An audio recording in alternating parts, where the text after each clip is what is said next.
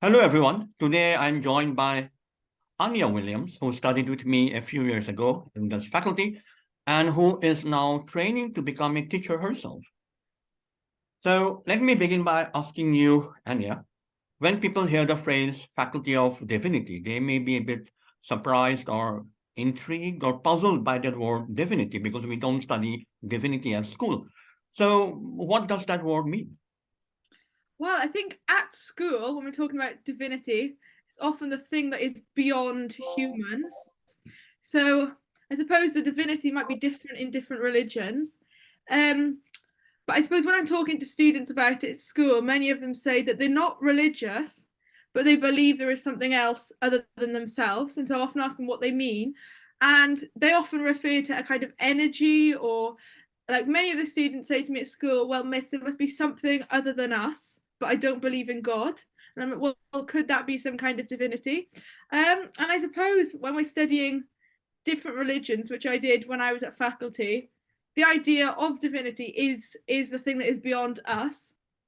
For some religions, that is going to be a kind of clear monotheistic God. And I suppose for other religions, there might be something more complex, more maybe nuanced. So when studying Hinduism, Right. I suppose you've got the kind of local divinities they might have, and then there might be that ultimate divinity as well. Um, and yeah, so I think for many people, it's just essentially what is beyond us. Okay, great.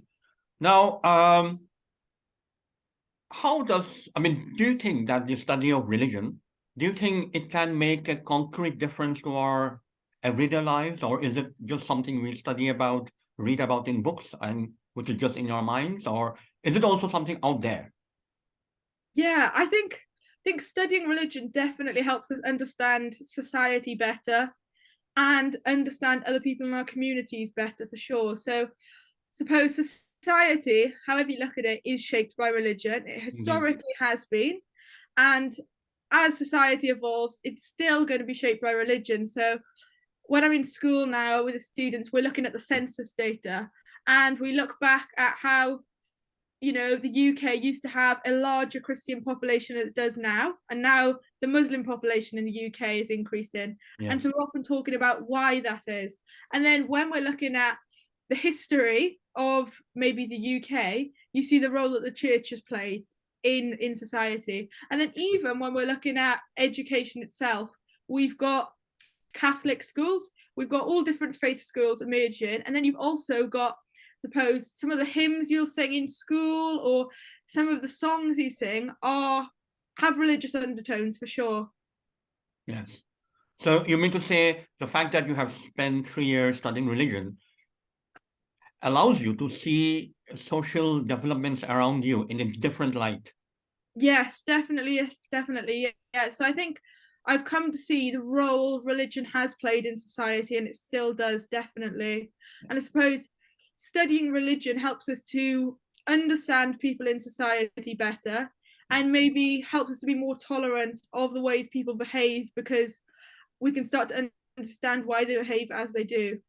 So can you give me one concrete example of that?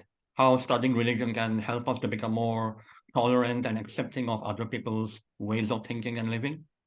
Yeah, so I suppose let's use the example of maybe Muslims praying. So at the moment with my year sevens, we're looking at the Hajj, and we're looking at the five pillars of Islam. And when we look at other countries where they have like the call to pray, Yes. for people here who don't experience that on a day-to-day basis, it might seem quite other, really.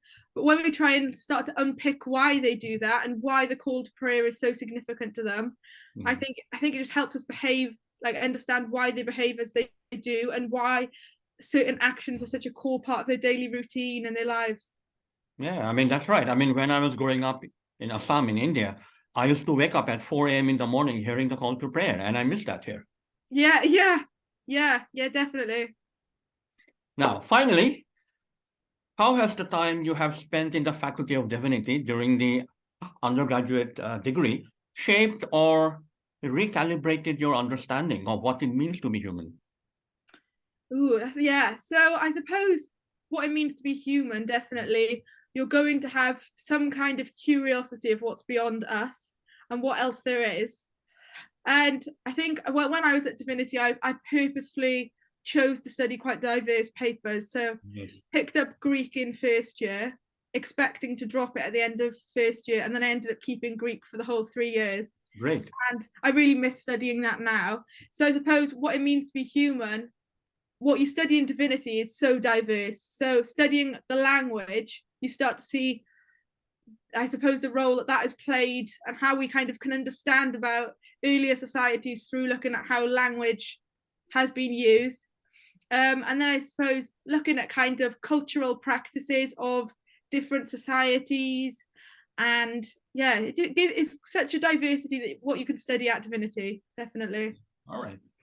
Thank you very much, Anya, for talking to me today. And I wish you all the best with your career as a teacher. Yeah, thank you. Thank you.